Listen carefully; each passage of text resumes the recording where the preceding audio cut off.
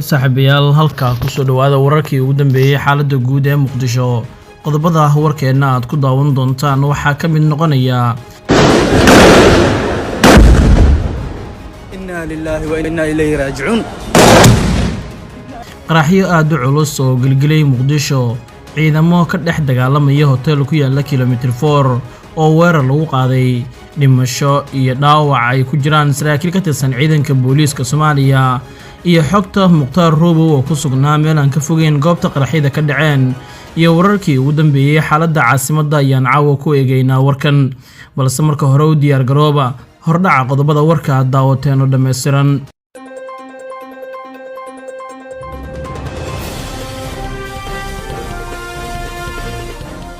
aynu ku horeynay qaraxyo aad u culus ayaa gilgilay Muqdisho xilli ciidamo ay ka dhex dagaalamayaan gudaha hotel ku yaala kilomitir 4. faahfaahin dheeraad ah ayaa laga helayaa qaraxyo ismiidaamin ah oo caawa ka dhacay meel ku dhow isgoyska kilomitir 4 ee magaalada Muqdisho, waxaana rag hubeysan ay gudaha u galeen hotelka Xayaat ee ku yaala halkaasi oo ay ka dhex dagaalamayaan. qaraxyo ismiidaamin ah ayaa lagu weeraray hotelka sida ay sheegayaan dad goobta ka agdhowaa, isla markaana waxaa la maqlayaa dhawaaqa rasaas xoogan oo ay ridayaan ragga hubeysan ee gudaha u galay hotelka. ilaa 3 qarax oo isxigay ayaa caawa laga maqlay inta badan degmooyinka gobolka Banaadir, waxaana aad u kacsan xaaladda goobta ay qaraxyada ka dhaceen. khasaare isugu jira dhimasho dhaawac ayaa ka dhashay qaraxyada.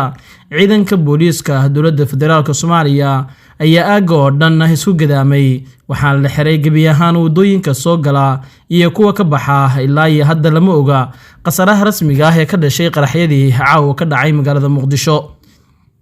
mahadkarow taliyaha qaybta Weliyo Cadda ayaa ku dhaawacmay howlgalka sida la sheegay. mid ka mid ah baabuur yaalay halkan ayaana qaraxay kadib isagoo dhaawac ah ayaa alqaaday mahadkarow sida la sheegay. booliiska ayaa wada hadda howlgallo lagu xaqiijinayo ammaanka kilomitir 4 iyo hotelada weerarka ay ka dhaceen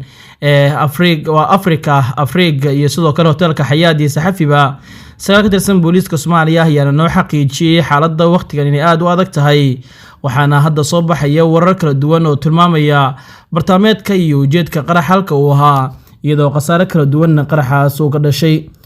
qaraxyada koowaad ayaa la sheegay in ay ku dhaceen hotelada Xayaat iyo Afrika, halka qaraxa kale ee ugu cuslaa uu ka dhacay afaafka hore hotelka Afrika gaar ahaan isgoyska kilomitir 4 meel u dhow, halkaas oo ay joogeen saraakiil booliis ah iyo sidoo kale xubno ka tirsan mas'uuliyiinta dowladda federaalka Soomaaliya. waxaana xogta la helay ay tilmaamaysaa in qaraxaasi ka dhacay kilomitir 4 uu yahay qarax inta badan saameyn culus ku yeeshay saraakiil ka tirsan dowladda federaalka Soomaaliya oo goobta qarax uu ka dhacay ka agdhoweyd.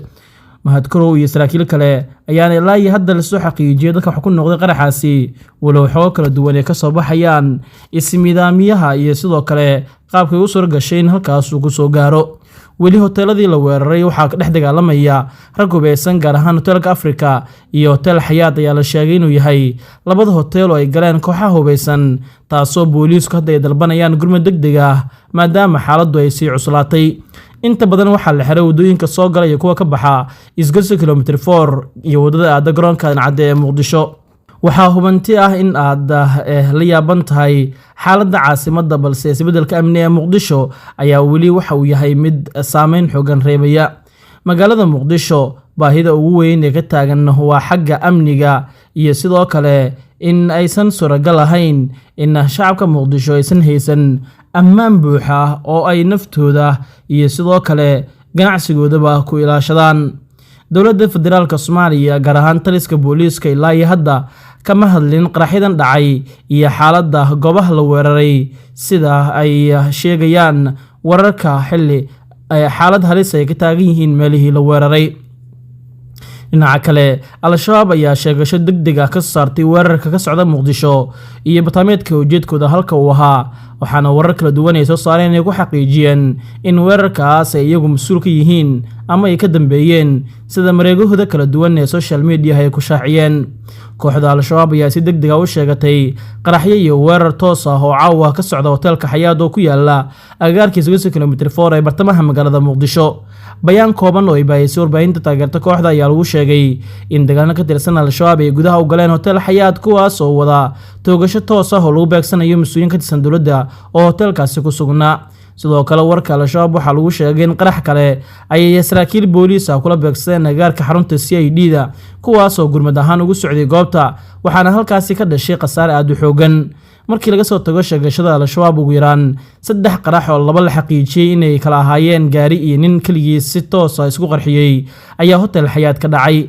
intaas kadib waxa hotelka gudaha u galay rag aad u hubeysan oo aan weli tiradooda la aqoonsan kuwaasoo gudaha hotelka dhex dagaalamaya ciidamo xoog leh ayaa gaaray goobta waxaana socda howlgallo la doonayo in lagu soo afjaro kooxdaasi waxaa la maqlayaa rasaas iyo qaraxyo bambaano ah oo dhinacyada ay iswadaarsanayaan khasaare culus ayaa jira inkastoo aan weli la heli karin tirakoob rasmi ah sidoo kalena uu socdo weerar toos oo ciidamada ammaanka ay kula tacaalayaan raggii soo weeraray hotelka Xayaat iyo qaraxyada kale ee ka dhacay bartamaha isgoyska kilomitir 4 ee gudaha magaalada caasimadda ee Muqdisho xaaladda ayaa hadda soo taraysa waxaana khasaaraha xoogan ee ka dhashay qaraxyadaasi ka sokow soo baxaya in saraakiil kale oo dowladda ka tirsan ayagana ku wax noqdeen qaraxyadaasi walow faahfaahin rasmi ah aan laga helin sida ay goobjoogayaal inoo xaqiijiyeen rasaas culus ayaa hadda laga dhex maqlayaa hotelka gudihiisa waxaana goobta soo gaaray ciidamo dowladda ka tirsan kuwaasoo shacabka iyo siyaasiyiinta badbaadinaya saraakiil iyo ciidamo ka tirsan kuwa dowladda oo gurmad ahaa ayaa iyagana qarax lagula eegtay meel u dhow CID-da waxaana ku jira maadkarow iyo xubno kale sida la xaqiijiyay hotelka weerarka lagu qaaday ayaa waxaa degan saraakiil ka tirsan dowladda iyo mas'uuliyiin kale oo ay ka mid yihiin xildhibaano iyo wasiiro waxaana hadda warar kala duwan ay ka soo baxayaan khasaaraha ka dhashay qaraxaasi iyo faahinta rasmiga ah bartaameedka iyo ujeedka qaraxa halka uu ahaa